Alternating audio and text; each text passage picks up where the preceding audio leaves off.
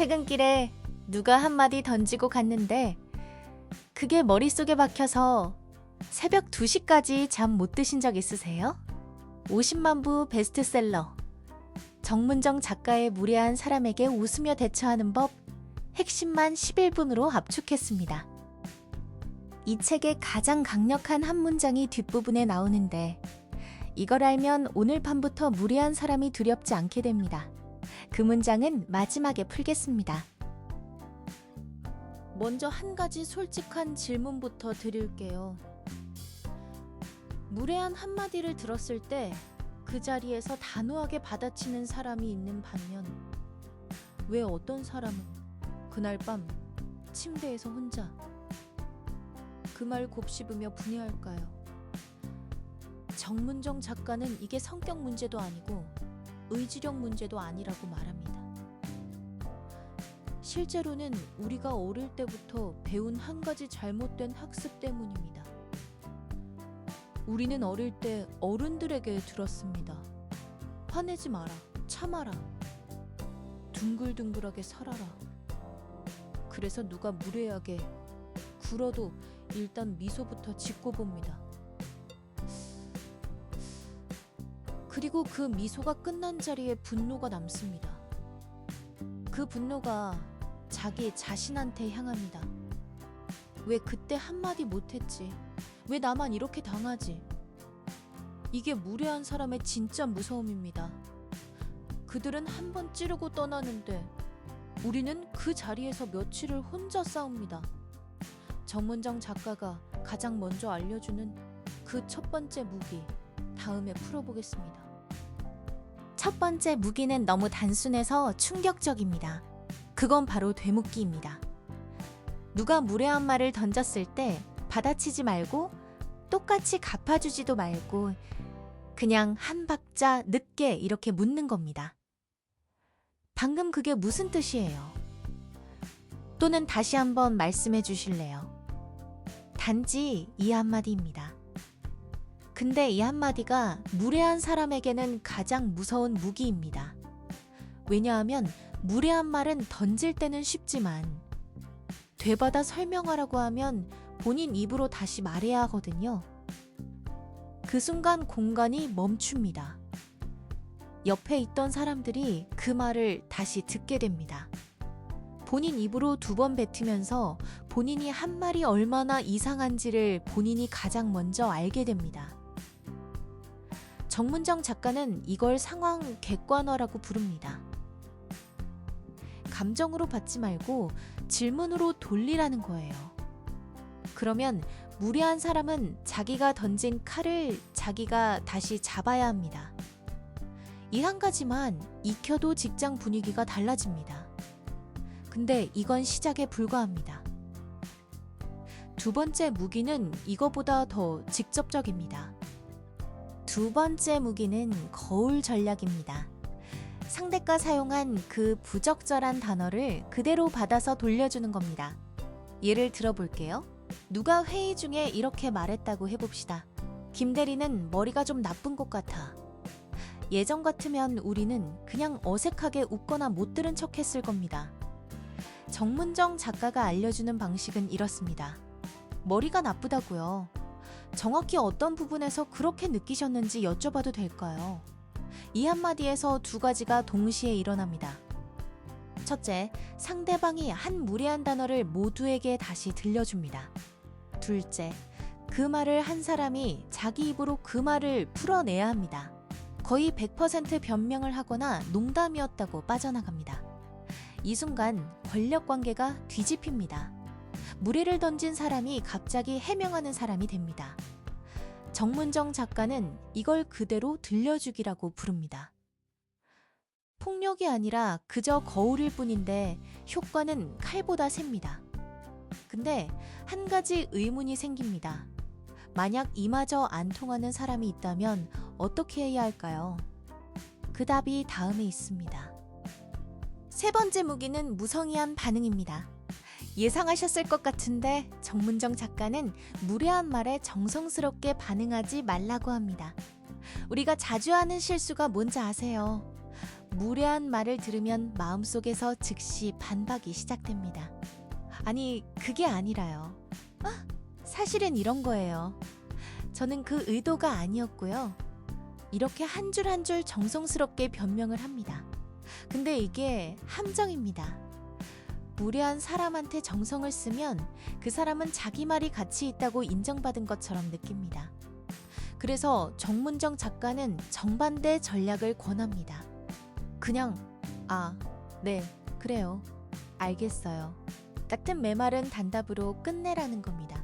길게 설명하지 마세요. 변명도 사과도 하지 마세요. 그저 매말은 한마디로 대화를 끊어버리는 겁니다. 처음엔 이게 어색합니다. 근데 한 번만 해보면 알게 됩니다. 무례한 사람은 정성을 먹고 자라는 사람이라는 거려. 정성을 끊는 순간 그들은 더 이상 우리를 노리지 않습니다. 여기서 많은 사람들이 또 다른 오해를 합니다. 그 오해가 뭔지 다음에 알려드리겠습니다. 네 번째 무기는 유머입니다. 가장 어렵지만 가장 우아한 방법입니다. 많은 사람들이 오해하는 게 한 가지 있어요. 유머로 받아친다는 건 웃기게 만든다는 게 아닙니다. 진짜 의미는 상대방의 칼을 받지 않고 옆으로 흘려버린다는 겁니다. 책에 나오는 한 가지 예를 들려드릴게요. 누가 결혼식장에서 이렇게 묻습니다. 아직 결혼 안 했어요. 나이가 몇인데? 정문정 작가가 알려주는 답은 이렇습니다. 네, 저도 그게 너무 신기해요. 도대체 왜 이러는지 몰라요. 한 줄로 끝납니다. 화도 안 내고 변명도 안 합니다. 근데 그 자리에 모든 사람이 어색하게 웃습니다. 질문한 사람만 머쓱해집니다. 유머의 핵심은 이겁니다. 받으면 다칩니다. 안 받으면 그 칼은 던진 사람한테 그대로 돌아갑니다. 정문정 작가는 유머가 가장 어렵다고 솔직히 인정합니다. 처음부터 잘하기 어렵죠. 근데 책에 30개가 넘는 실제 예시가 들어 있습니다. 그걸 한 번씩 입에 익혀두면 진짜 그 상황이 왔을 때 한마디는 나옵니다. 그리고 5번째 무기는 가장 단호합니다. 5번째 무기는 거리두기와 손절입니다. 솔직히 말씀드릴게요. 위 4가지를 다 해도 안 통하는 사람이 있습니다. 같은 회사에 매일 마주치는데 매번 무례한 사람, 가족인데 명절마다 상처를 주는 사람, 친구라고 하는데 만나면 늘 기분이 나빠지는 사람. 정문정 작가는 그런 사람들에게는 한 가지 진실을 알려야 한다고 말합니다. 모든 사람과 잘 지낼 필요는 없다는 진실입니다. 우리는 어릴 때 둥글둥글하게 살아라는 말을 너무 많이 들었어요. 그래서 누가 우리한테 상처를 줘도 그 관계를 끊지 못합니다. 끊으면 내가 나쁜 사람이 되는 것 같거든요. 근데 정문정 작가는 정반대로 말합니다. 나를 갉아먹는 관계는 끊는 게 맞다고요. 끊는 게 이기적인 게 아니라 자기를 지키는 거라고요. 회사에서는 대화 횟수를 줄이고, 친구는 만나는 빈도를 줄이고, 가족은 명절에만 보고, 그게 안 되면 차라리 만나지 않는 선택까지도. 거리두기는 폭력이 아닙니다. 자기 보호입니다. 여기까지가 외부 대처법이었습니다. 다음부터는 내면의 무기입니다. 6번째 무기는 경계선 긋기입니다. 정문정 작가가 이 책 전체에서 가장 강조하는 개념입니다. 경계선이란 뭐냐? 내가 견딜 수 있는 것과 견딜 수 없는 것을 미리 정해두는 겁니다. 그리고 누가 그 선을 넘으면 그 자리에서 즉시 말로 표현하는 겁니다. 예를 들면 이런 겁니다. 누가 외모를 평가하면 그 자리에서 이렇게 말하는 겁니다. 외모 얘기는 듣고 싶지 않아요. 다른 이야기 해주세요. 누가 결혼이나 출산을 캐물으면 사적인 이야기는 안 하고 싶어요. 다른 주제로 가요. 처음엔 이렇게 말하는 게 어색합니다. 상대가 기분 나빠할까 봐 두렵습니다. 근데 정문정 작가는 명확히 말합니다. 내 경계선을 무시하는 사람의 기분은 내 책임이 아니라고요. 한번 경계선을 명확히 그으면 무례한 사람은 두 가지 중 하나를 합니다. 사과하고 멈추거나 떠나거나. 둘 다 우리에게 좋은 결과입니다. 경계선을 안 그어준 채로 참기만 하면 그 사람은 내일도 같은 행동을 합니다. 이것까지가 책의 표면이고요. 마지막에 더 깊은 한 가지가 남아 있습니다. 마지막으로 가장 중요한 이야기를 해야겠습니다.